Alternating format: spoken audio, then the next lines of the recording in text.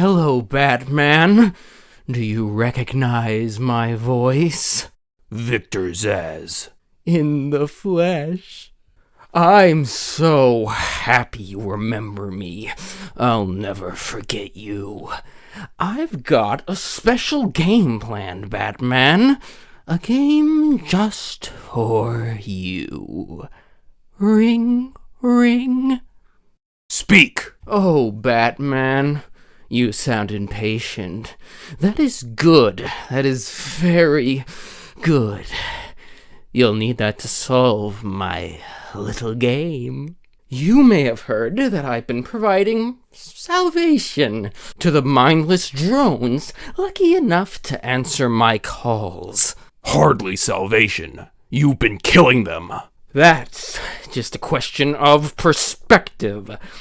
For example, where I'm standing, I can see 3 little piggies just waiting for me to cure them of life. From their perspective, I'd imagine they see things differently. If you hurt them, Zsasz, I will hunt you down. Oh, I bet you will. But first, a little game. Right now, somewhere in Arkham City, there is a phone ringing. I know it's a big place, but you need to find it. Take too long, and I kill these piggies. And don't try anything clever. I had a friend help me bounce this signal through every relay from here to Bloodhaven. You will never find me.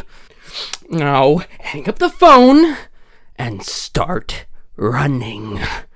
Ring, ring, ring, ring. Did I ever tell you about my first kill, Batman? No? Oh, as I'm sure you're aware, my parents were dead, and I was rich.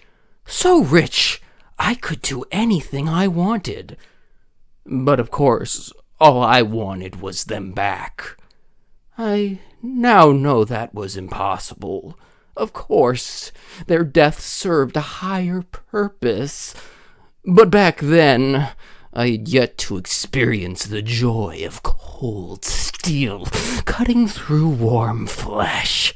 I had no idea how I could save these people from the relentless misery of their existence. You should have stayed that way. Really? Then I'll stop now. Find another phone, Batman. Goodbye! You made it. I think I will continue my story. I feel the need to talk, to confess, maybe. I was rich and alone. But not for long, of course. I took to gambling. Or maybe it took to me. If only I had been good at it. I may not be where I am today. As my life spiraled out of control, I desperately formed a plan to win back my parents' money and be happy again. It didn't work, of course. Plans like that never do. But as I stood outside the Iceberg Lounge on that hot summer night, I remember feeling something. Hope, maybe. The Iceberg Lounge was crawling with the disgusting flesh of humanity. You could find anything there, if you had the money, of course. At the beginning, I seemed to be winning. The cards all went my way, and I found myself at the owner's table. For some reason, I thought I would win, that he would play fair. I looked around the table.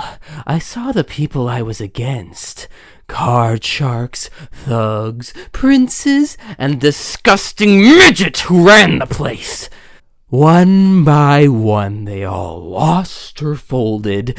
The chips were piling up, and it was just him and me. They called him the Penguin, even back then. He had both eyes, of course. That little accident hadn't happened yet. And both of them were looking at me when I put down my cards. The 6 of clubs. The 6 of diamonds. He looked scared. He leaned forward, and I could smell the cigar stench on his breath. The 6 of spades, and finally the 6 of hearts. Oh, I felt good. And then he started laughing. He belched out smoke as he put his cards down on the table. Card by card, my heart sank. A 3, a 4, a 5, a 6, a damn 7! He straight flush ended me there. I was lost and thrown out into the city to die. Penniless. Can you imagine what it was like, Batman? I was numb. I lost everything. I was alone, crying like a baby, staggering through the streets of this city, until I found the answer that I had been looking for. I stood there on the Sprang Bridge, looking out into the sea. I felt the warm breeze on my skin, and it felt right. I looked down and imagined myself falling into the blissful arms of my mother. And then he appeared. He held out the knife and demanded my money. My money! Can you believe it? I looked into his cold, desperate eyes, and I saw something familiar, something inevitable. I saw oblivion. I saw that we are all the same, struck on a miserable loop that demands salvation. So I gave it to him. Can you imagine the vagrant's surprise when I grabbed his knife from his hands? It was instinctive. It was beautiful. In one movement, I sliced out his throat and gave him the gift of salvation. It happened so fast, but I felt every joyous sensation. The blood sprayed over my face, and I saw what little life was left in his eyes leave. But then it was over. I felt lost, like it had been meaningless, that no one would acknowledge my sacrifice. And then it happened.